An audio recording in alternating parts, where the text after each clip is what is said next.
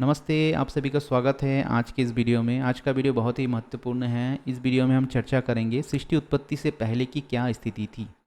तो सृष्टि जब बना नहीं था, हमारा यूनिवर्स जब बना नहीं था, तो उससे पहले क्या था।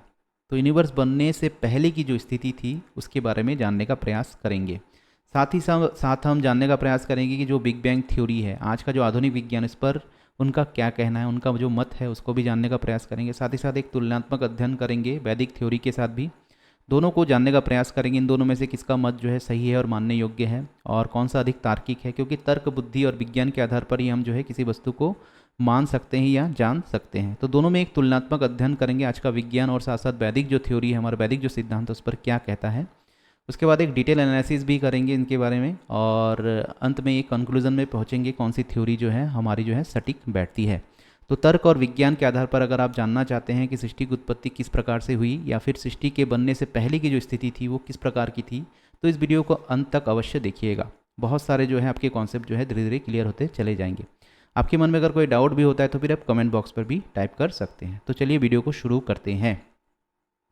तो देखिए, हमारा सबसे पहला प्रश्न क्या है कि सृष्टि क्या है, क्रिएशन क्या है, जिसे हम सृष्टि भी कहते हैं। तो सृष्टि क्या है, हम समझते हैं कि हमारा जो सूर्य है और उसके चारों तरफ जितने भी ग्रह नक्षत्र जो है चक्कर लगा रहे हैं पृथ्वी के सहित, इनको ही हम मानते हैं कि सृष्टि है। देखिए, सृष्टि जो है इतना छोटा नहीं है, ये तो सृष्टि का बहुत ही छोटा सा स्वरूप है।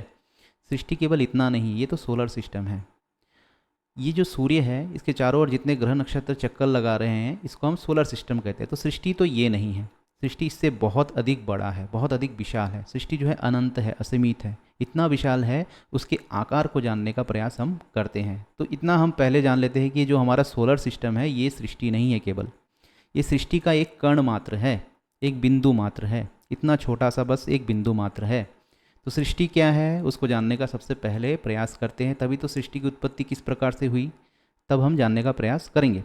क्योंकि सृष्टि को जाने बिना सृष्टि एक्चुअल में है क्या, उसको उत्पन्न होने का प्रोसेस हम कैसे समझ सकते हैं। तो इतना तो आप समझ लीजिए कि हमारा जो सोलर सिस्टम है, सृष्टि केवल इतनी नहीं है, ये तो सृष्टि का केवल एक कण मात्र है, एक बिंदु मात्र है। सृष्टि इससे बहुत आगे है, असीमित है, अनंत है। तो उसी सृष्टि को जानने का प्रयास करते हैं। तो सृष्टि क्या है, चलिए जानने का प्रयास करते हैं। सृष्टि में क्या क्या तत्व आते हैं, क्या क्या नहीं आते हैं, उसको भी जानने का प्रयास करते हैं। तो देखिए, सृष्टि का स्वरूप क्या है। देखिए, सृष्टि का स्वरूप जो है हम बोलते हैं कि ब्रह्मांड। ब्रह्मांड जो है सृष्टि का एक मूल तत्व है। तो एक ब्रह्मांड की आकृति इस प्रकार से हम जानने का प्रयास करते हैं। देखिए, ये ब्रह्मांड है हमारा। तो ब्रह्मांड के अंदर जो होता है, एक यूनिवर्स के अंदर क्या होता है, बहुत सारे आकाश गंगाएँ होती है, गैलेक्सीज होती हैं, और ये अनगिनत गैलेक्सीज है। यहाँ पर कोई 1 2 3 4 गैलेक्सी नहीं है, अनगिनत गैलेक्सीज होते हैं। तो एक यूनिवर्स के अंदर, एक ब्रह्मांड के भीतर जो होता है, अनगिनत गैलेक्सीज है, आकाश गंगाएँ हैं। उन एक गैलेक्सीज के अंदर जो होते हैं, हर एक गैलेक्सीज के अंदर जितनी अनगिनत गैलेक्सीज है, उन गैलेक्सीज के अंदर भी अनगिनत सोलर सिस्टम है जिसमें हम रहते हैं। ऐसे तो यूनिवर्स का साइज़ मान लीजिए ये है, उसकी आकृति इस प्रकार है। इसके भीतर बहुत सारी गैलेक्सीज है, इस प्रकार की गैलेक्सीज आपको दिखने को मिलते हैं। तो हर एक गैलेक्सी जो होता है अनगिनत सोलर सिस्टम को धारण करता है, जिसमें से हमारा एक सोलर सिस्टम है जिसमें हम रहते हैं, हमारी पृथ्वी है। तो ये है सृष्टि का एक स्वरूप। ठीक है, ये भी सृष्टि का वास्तविक स्वरूप नहीं है। तो सृष्टि का वास्तविक स्वरूप चलिए जानने का प्रयास करते हैं अगली स्लाइड में। इस स्लाइड को आई थिंक आप लोग समझ गए होंगे कि एक यूनिवर्स होता है, यूनिवर्स के भीतर बहुत सारे आकाशगंगाएं होती हैं, और इन आकाशगंगाओं के भीतर अनगिनत सोलर सिस्टम होता है। इन सोलर सिस्टम में से एक सोलर सिस्टम हमारा है जिसमें हम रहते हैं। तो ये एक जो हो गया, ये सृष्टि का जो है एक स्वरूप हो गया। तो वास्तविक स्वरूप जानने का प्रयास करते हैं कि सृष्टि इतना ही है। तो चलिए जानते हैं कि सृष्टि इतना ही है। जी नहीं, देखिए इतना है सृष्टि। ये जो है एक यूनिवर्स है यहाँ पर जो दिखाया गया है, और ये जो यूनिवर्स है ये भी अनगिनत है। हर एक यूनिवर्स का अपना अपना एक रूल होता है, एक रेगुलेशन होता है, एक नियम होता है। उसके अनुसार जो है आकाशगंगाएं चलती है, उसी के अनुसार जो है फिर सोलर सिस्टम आदि चलते हैं। तो हम कहते हैं ना कि अनगिनत सूर्य है, अनगिनत पृथ्वी है। जी बिल्कुल है, क्योंकि ये जो सृष्टि है इसी प्रकार से है। अनगिनत यूनिवर्स मिला करके जो वास्तविक स्वरूप बनता है सृष्टि का, देखिए सृष्टि का वास्तविक स्वरूप होता है मल्टीवर्स। मतलब अनगिनत यूनिवर्स मिल करके सृष्टि का निर्माण करते हैं। तो सृष्टि को हम समझ रहे थे केवल हमारे सोलर सिस्टम को, जी बिल्कुल भी नहीं है। वो तो तिनके के बराबर भी नहीं है मल्टीवर्स के सामने या फिर यूनिवर्स के सामने। तो एक एक यूनिवर्स, ऐसे अनगिनत यूनिवर्स से मिल करके बनती है एक सृष्टि का निर्माण होता है। तो सृष्टि का वास्तविक स्वरूप क्या है? मल्टीवर्स। तो अब सृष्टि की प्रारंभिक स्थिति क्या है उसको जानने का प्रयास करते हैं। तो देखिए, इसमें बिग बैंग थ्योरी, आज का जो विज्ञान है, आधुनिक जो विज्ञान है, उसका क्या कहना है उसको जानने का प्रयास करते हैं, और साथ साथ वैदिक थ्योरी भी इसमें क्या कहता है उसको भी जानने का प्रयास हम करेंगे। तो देखिए, बिग बैंग थ्योरी क्या कहता है कि बिग बैंग सिद्धांत के अनुसार लगभग 13.8 अरब वर्ष पूर्व ब्रह्मांड सिमटा हुआ था, एक बिंदु में सिमटा हुआ था, और उसमें हुए एक विस्फोट के कारण इसमें सिमटा हुआ हर एक कण जो है फैलता गया, जिसके फलस्वरूप ब्रह्मांड की रचना हुई। यह विस्तार आज भी जारी है, जिसके चलते ब्रह्मांड आज भी फैल रहा है। इस धमाके से अधिक ऊर्जा का उत्सर्जन हुआ। तो देखिए, ये जो धमाका हुआ था, एक महाविस्फोट से जो है सृष्टि की उत्पत्ति का सिद्धांत यहाँ पर बिग बैंग थ्योरी देता है कुछ इस प्रकार से। सृष्टि जो थी एक बिंदु मात्र में थी, और अचानक क्या होता है, एक समय आता है जहाँ पर क्या होता है, एक विस्फोट होता है, और विस्फोट से क्या होता है, ये फैलता चला जाता है, और फैलते चले जाते रहते, धीरे धीरे एक एक करके सब बनते चले जाते हैं ऑटोमेटिकली, और बनते बनते जो है ब्रह्मांड आदि की उत्पत्ति होती है, फिर गैलेक्सी आदि बनती है, फिर सूर्य आदि आदि इस प्रकार से अपने आप बनते चले जाते हैं। इस प्रकार की बात यहाँ पर कही गई है, और ब्रह्मांड जो है आज भी फैलता चला जा रहा है। ठीक है, तो इस प्रकार का एक सिद्धांत जो है बिग बैंग थ्योरी के द्वारा दिया गया था एक समय में। तो आज का आधुनिक विज्ञान जो है बिग बैंग थ्योरी के अनुसार ही चलता है। ये इसी प्रकार से मानता है कि सृष्टि जो है एक बहुत बहुत बड़े महाविस्फोट से, एक बड़े बैंग से उत्पन्न हुई थी। तो बिग बैंग थ्योरी सिद्धांत को जानने के पश्चात हम इसको थोड़ा सा और डिटेल में जानते हैं, इसके क्या क्या ड्रॉबैक है और क्या क्या ये जो है बिग बैंग थ्योरी हमें बता नहीं पाती। तो देखिए, बिग बैंग थ्योरी की जो कमियां हैं, ड्रॉबैक्स है, उसको भी थोड़ा चर्चा कर लेते, कुछ प्रश्न करते हैं अब बिग बैंग थ्योरी के ऊपर, कि जब बिग बैंग थ्योरी से सृष्टि का निर्माण हुआ तब ऊर्जा किस रूप में विद्यमान थी, क्योंकि एनर्जी जो है ना ही बनाया जा सकता है ना ही क्रिएट किया जा सकता है, तो किस स्वरूप में जो है विद्यमान थी, ये बिग बैंग थ्योरी जो है यहाँ पर डिस्क्राइब नहीं करता, इसको डिटेल में नहीं डिफाइन कर पाता है। दूसरा प्रश्न जो है, बिग बैंग क्यों हुआ, जो बिग बैंग जो महाविस्फोट जो है वो क्यों हुआ, किस कारण से हुआ, क्योंकि अपने आप तो कोई चीज़ें नहीं होती, हम तो देखते हैं सृष्टि में अपने आप कुछ भी नहीं होती, तो कुछ भी करने के लिए कोई चेतन तत्व की आवश्यकता होती है। बिना चेतन तत्व के इन्वॉल्वमेंट के अपने आप कोई भी वस्तु नहीं बनती, एक सुई भी अपने आप नहीं बन सकता, तो इतना बड़ा विस्फोट अपने आप कैसे हो गया। तो बिग बैंग क्यों हुआ पर प्रश्न करते हैं, शून्य से सृष्टि का प्रारंभ कैसे हो सकता है, तो ये दूसरा प्रश्न है। अब तीसरा प्रश्न है, बिग बैंग किस में हुआ। अब देखिए, सृष्टि से पहले तो कुछ भी नहीं था, तो धीरे धीरे प्रोसेस के साथ साथ फिर सूर्य चंद्र ब्रह्मांड आदि धीरे धीरे बनते चले गए, तो सृष्टि से पहले तो कुछ भी नहीं हुआ था। तो सृष्टि में जो ये बिग बैंग जो हुआ था, कौन से तत्वों में हुआ था, किस में हुआ था, उस तत्व का स्वरूप क्या था, वो जो पार्टिकल्स थे वो किस स्वरूप में थे, तो एक्चुअल में बिग बैंग हुआ किस में था, ये भी डिफाइन नहीं कर पाती यहाँ पर ये बिग बैंग थ्योरी। उसके बाद देखिए, निर्माणकर्ता के बिना यह सृष्टि अपने आप कैसे बन सकती है। हम देखते हैं कि सुई भी अपने आप नहीं बनता, कुछ भी हम देखते हैं अपने आप नहीं बनता, बनाने वाला चाहिए, बिना बनाने वाला के कुछ भी नहीं बनता, बनाने वाला उपस्थित होना चाहिए। तो इसलिए भी ये बिग बैंग थ्योरी पर जो है ये कुछ ड्रॉबैक आ जाते हैं, कि चौथा क्वेश्चन का जो उत्तर जो है बिग बैंग थ्योरी हमें नहीं दे पाता, कि अपने आप सृष्टि में इतना बड़ा विस्फोट कैसे हो गया किसी के बिना किए, कि अपने आप आज विस्फोट हो सकता है क्या, नहीं हो सकता। तो अपने आप जो है इतना बड़ा विस्फोट कैसे हो गया, किस कारण से हुआ, इसका भी उत्तर जो है बिग बैंग थ्योरी हमें नहीं दे पाता है। उसके साथ साथ देखिए, स्टेडी स्टेट थ्योरी भी है, इसी प्रकार की थ्योरी है जो हमें बताती है कि सृष्टि की उत्पत्ति किस प्रकार से हुई। उसके बाद बबल यूनिवर्स थ्योरी भी है, उसके बाद बिग बाउंस थ्योरी भी है, और मिरर यूनिवर्स थ्योरी। ये सभी थ्योरी जो है समय समय पर दिए गए हैं, और सृष्टि की उत्पत्ति को बताने का ये जो है एक प्रयास किए हैं, और आदि अनेक कल्पित जो है थ्योरी वर्तमान में प्रचलित भी है, इस प्रकार के जो है समय समय पर बताते रहते हैं कि सृष्टि की उत्पत्ति इस प्रकार से हुई। परंतु कोई भी थ्योरी यह बताने में समर्थ नहीं है कि ब्रह्मांड की प्रारंभिक अवस्था क्या थी। तो इससे क्या हमें समझ में आ रहा है कि ब्रह्मांड की प्रारंभिक अवस्था क्या थी, उत्पन्न होने से पहले ब्रह्मांड किस अवस्था में था, ब्रह्मांड के जो मूल कण है वो किस अवस्था में थे, ये हमें क्लियर नहीं कर पाते। तो ये ड्रॉबैक्स है, ये कमी है इन थ्योरीज़ का। तो ये थ्योरी हमारे इन प्रश्नों का उत्तर जो है नहीं दे पाती है, इसीलिए जो है हम बिग बैंग थ्योरी को जो है सटीक नहीं मानते। बिग बैंग थ्योरी में बहुत सारी कमियां हैं, और जो है समय समय पर इसकी कमियों को दूर करने का प्रयास भी किया जा रहा है।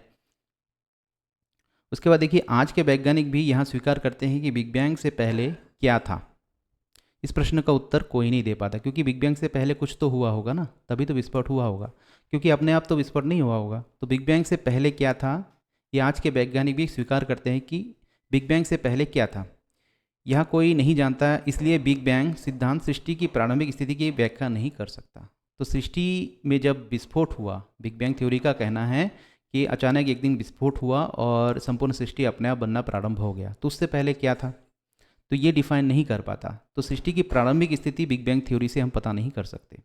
इस प्रकार वर्तमान भौतिकी का कोई भी सिद्धांत सृष्टि की प्रारंभिक स्थिति को व्याख्या करने में समर्थ नहीं है। तो वर्तमान फिजिक्स की जितने भी थ्योरीज है, ये सभी थ्योरीज है, और जितनी भी थ्योरीज जो है, क्योंकि बनते हैं और बिगड़ते रहते हैं थ्योरीज, क्योंकि मनुष्य जो है कल्पना करता है और अपने प्रत्यक्ष अनुभवों से वो जानने का प्रयास करता है, और विभिन्न प्रकार की समय समय पर थ्योरीज वो देता रहता है। और ये थ्योरीज जो होती है, कोई भी थ्योरी जो है आज तक जो है ब्रह्मांड की जो प्रारंभिक स्थिति है उसकी व्याख्या नहीं कर पाया सटीकता से।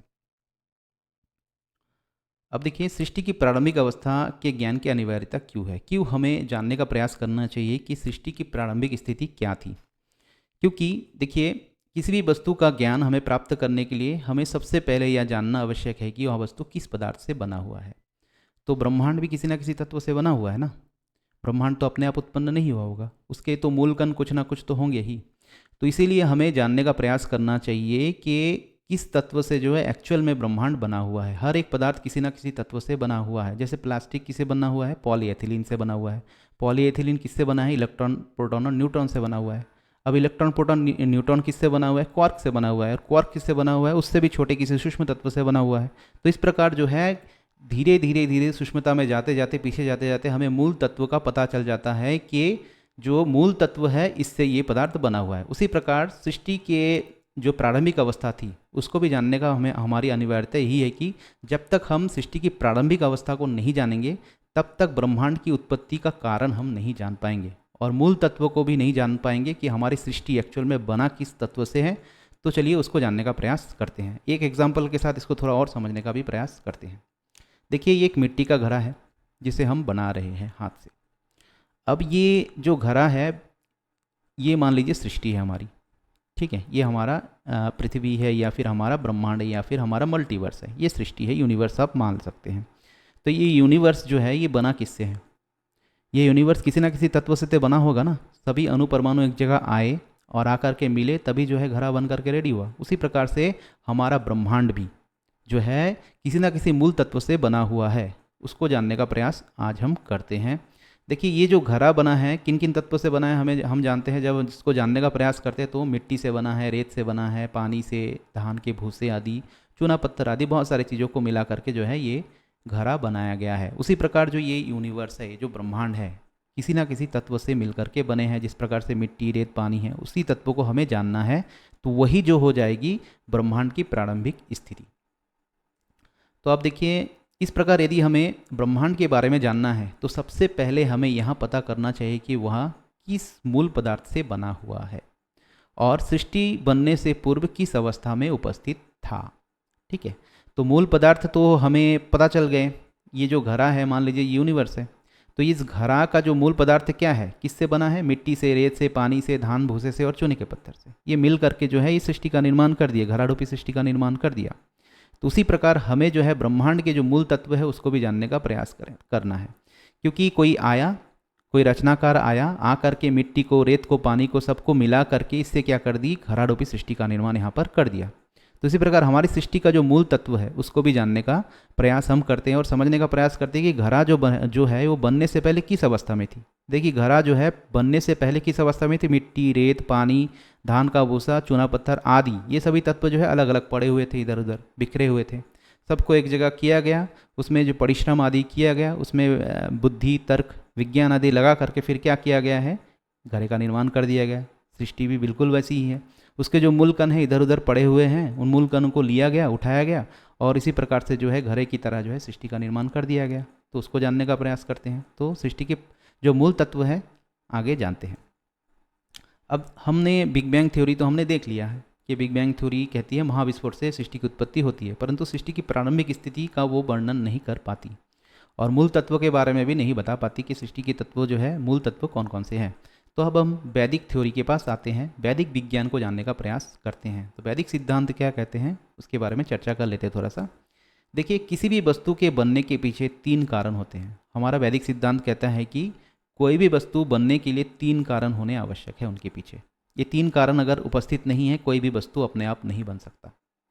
ठीक है, तो वो 3 कारण कौन कौन से हैं जानने का प्रयास करते हैं। इन तीनों कारणों का होना अति आवश्यक है। इनमें से किसी भी एक कारण के अभाव से कोई भी वस्तु नहीं बन सकता है। तो ये ध्यान में रखिएगा, कोई भी तत्व, कोई भी पदार्थ, कोई भी आविष्कार करने के लिए इन तीनों कारणों का एक साथ होना वहाँ पर आवश्यक है। तो कुछ भी बनने के लिए इन तीनों तत्वों का, 3 कारणों का होना जो है बहुत ही आवश्यक है। कौन कौन से वो कारण हैं? इन 3 कारणों में से कोई भी एक कारण अगर वहाँ उपस्थित नहीं है तो कोई भी वस्तु नहीं बन सकती। तो 3 कारण कौन कौन से हैं? देखिए, पहला है निमित्त कारण, बनाने वाला होना चाहिए। ठीक है। दूसरा जो है उपादान कारण, सामग्री जिसके द्वारा बनाया जाएगा। तो पहले जो है निमित्त कारण, बनाने वाला होना चाहिए। दूसरा उपादान कारण, सामग्री जिसके द्वारा बनाया जाएगा।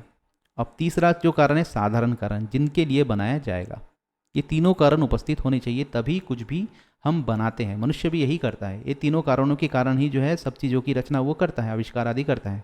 उसी प्रकार सृष्टि की उत्पत्ति भी इन 3 कारणों के बिना नहीं हो सकती। तो अब इसको हम उसी घड़े के जो है एग्जाम्पल से थोड़ा समझते हैं।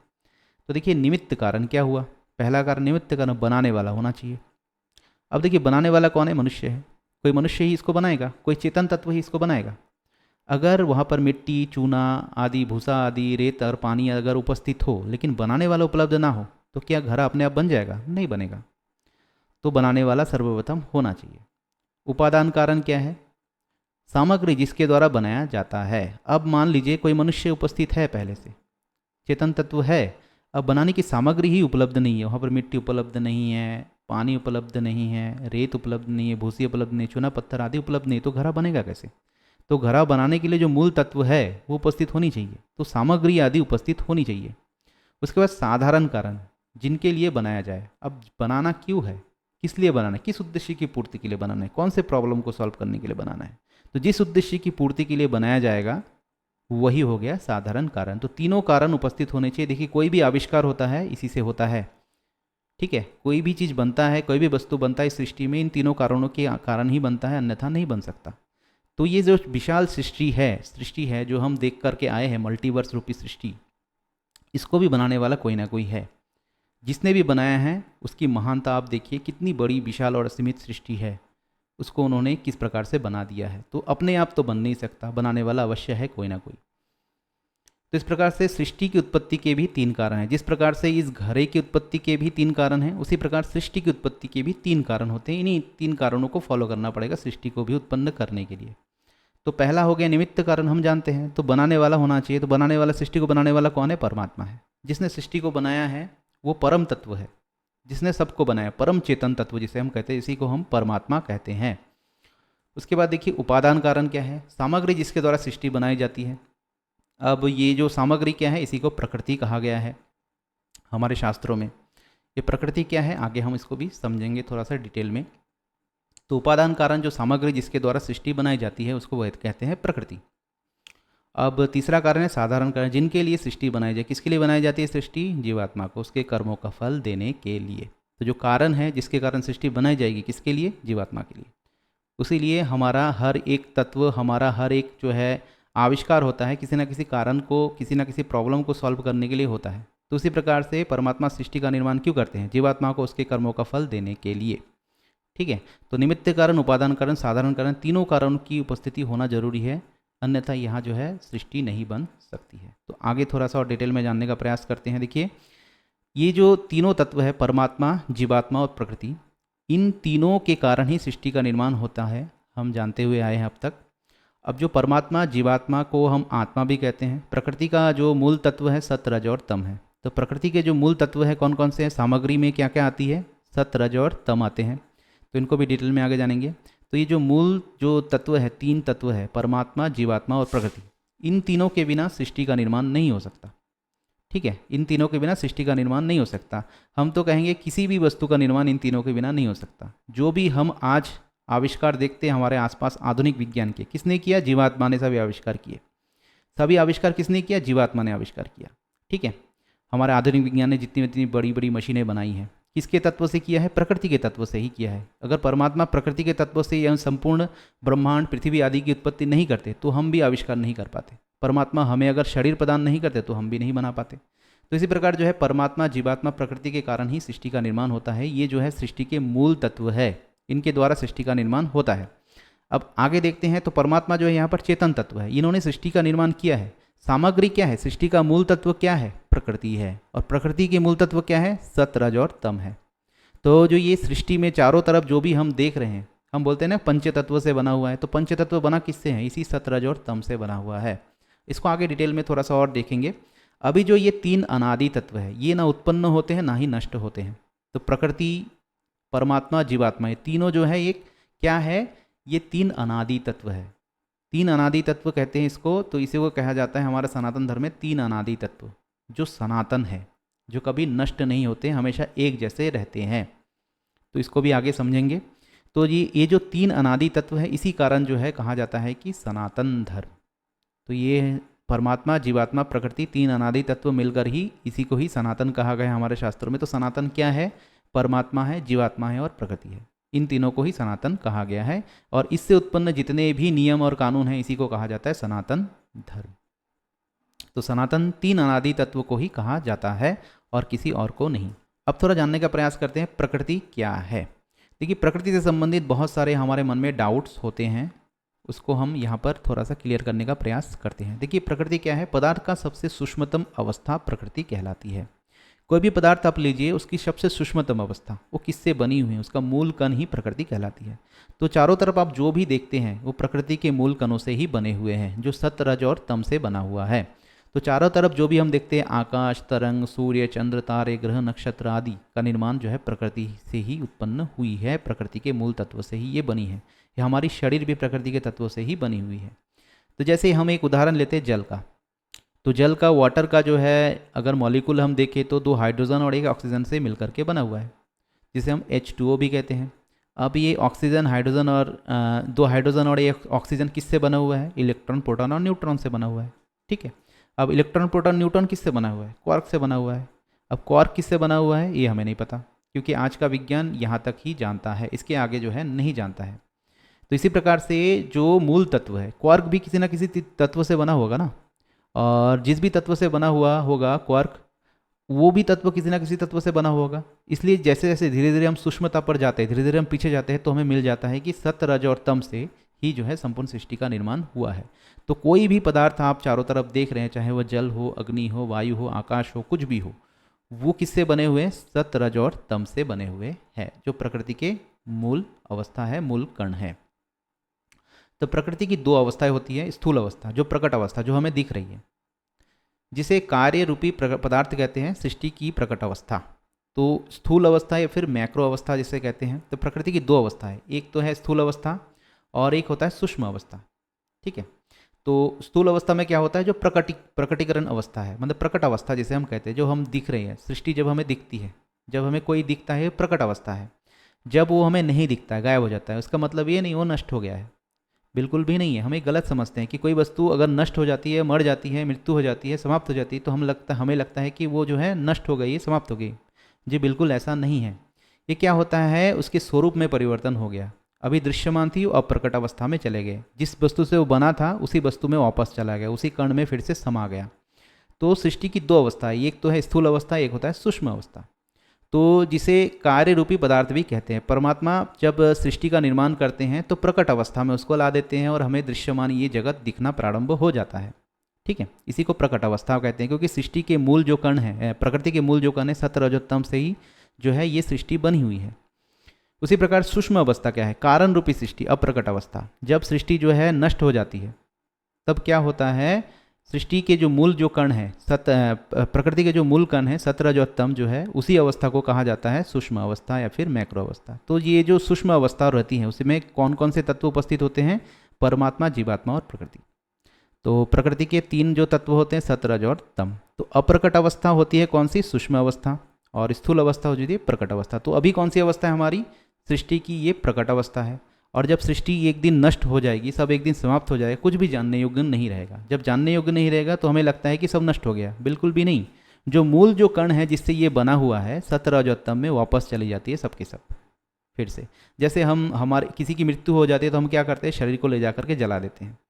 तो शरीर किससे बना है, पंच तत्व से बना है। पंच तत्व किससे बना है, इलेक्ट्रॉन प्रोटॉन न्यूट्रॉन से। इलेक्ट्रॉन प्रोटॉन न्यूट्रॉन किससे बना है, क्वार्क से। क्वार्क किससे बना है, फिर जो है धीरे धीरे हम चलते जाते पीछे तो हमें पता चलता है कि प्रकृति के मूल तत्व से सत रज और तम से बना हुआ है।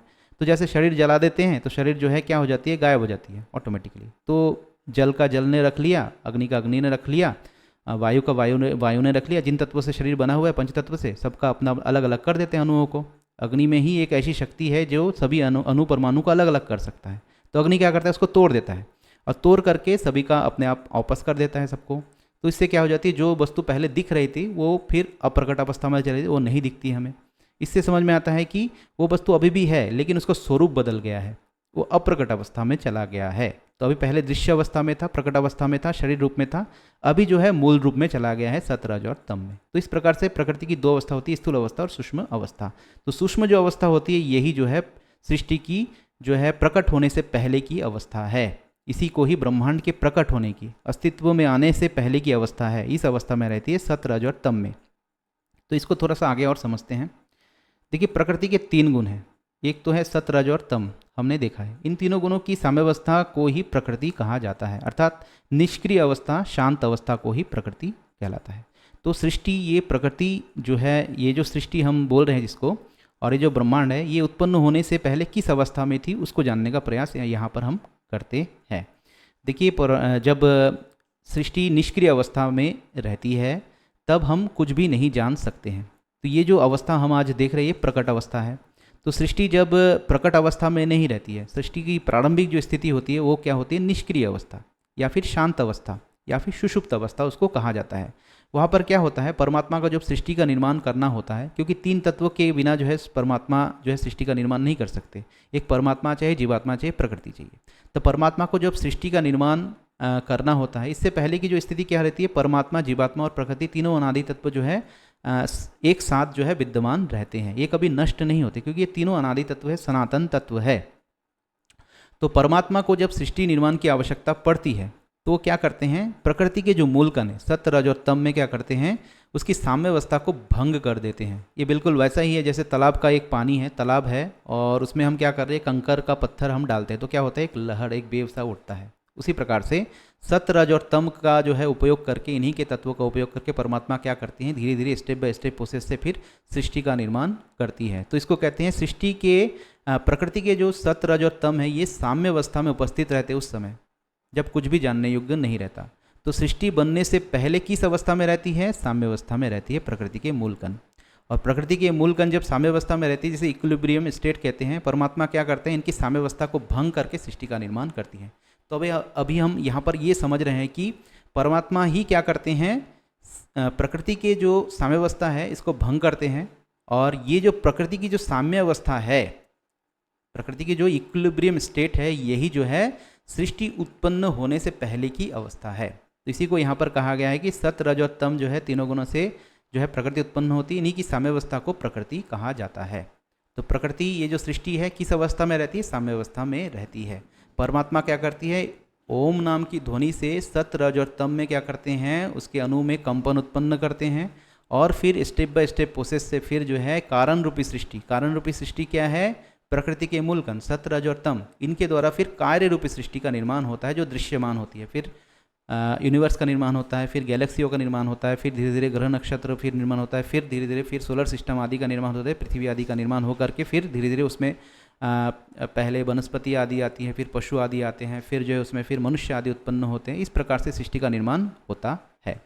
और जब सृष्टि का प्रलय अवस्था आता है फिर उल्टा चला जाता है, सबसे पहले जो है मनुष्य नष्ट होते हैं, उसके बाद पशु पक्षी नष्ट होते हैं, उसके बाद जो है वनस्पति आदि पेड़ पौधे आदि नष्ट होते हैं, उसके बाद ग्रह नक्षत्र धीरे धीरे नष्ट होते होते होते होते चले जाते हैं। आकाशगंगा नष्ट होगी, फिर आकाशगंगा नष्ट होने के बाद फिर धीरे धीरे जो है यूनिवर्स नष्ट होगा, यूनिवर्स नष्ट होने के बाद धीरे धीरे उल्टा फिर सत रज तम में फिर से वापस चला जाता है।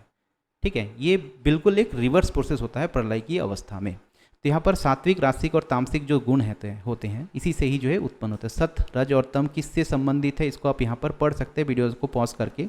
सत्व गुण से हमारा जो है प्रकाश उत्पन्न होता है, आकर्षण बल आदि उत्पन्न होता है, इसी से मनुष्य को सुख और शांति की अनुभूति भी होती है। रजस दो मूल कण होते हैं हमारे अंदर, उसके द्वारा प्रतिकर्षण प्रक्षेपक बल उत्पन्न होता है, गतिशीलता आती है हमारे अंदर, चंचलता, क्रियाशीलता, ईर्ष्या, द्वेष आदि गुण उत्पन्न होते हैं हमारे अंदर। उसी प्रकार तमस आदि गुणों से हमारा तमोगुण नामक अंधकार, जड़ता, गरुता, निष्क्रियता, द्रव्यमान आदि, फिर मूर्खता, मोह, अति कामुकता, आलस्य व क्रोध आदि गुण हमारे अंदर आते हैं। क्योंकि हम प्रकृति के हर कण से हमारा शरीर कनेक्टेड है, इसलिए प्रकृति के जो गुण होते हैं हमारे शरीर के अंदर भी वही गुण होते हैं।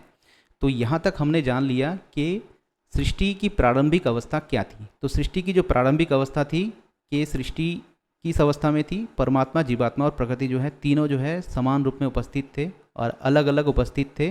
प्रकृति के मूल जो गुण है, मूल जो तत्व है, उस पर क्या किया गया, परमात्मा के द्वारा उसकी साम्यावस्था को भंग करके सृष्टि का निर्माण यहाँ पर कर दिया जाता है और कारण रूपी सृष्टि से कार्य रूपी सृष्टि का निर्माण यहाँ पर होता है।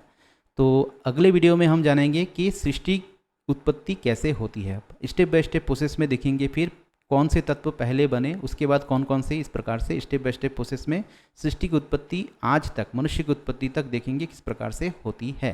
तो इस वीडियो में इतना ही। अच्छा लगे तो इस वीडियो को अधिक से अधिक लोगों तक शेयर करें, हमारे चैनल को सब्सक्राइब करें। तो वीडियो को देखने के लिए धन्यवाद।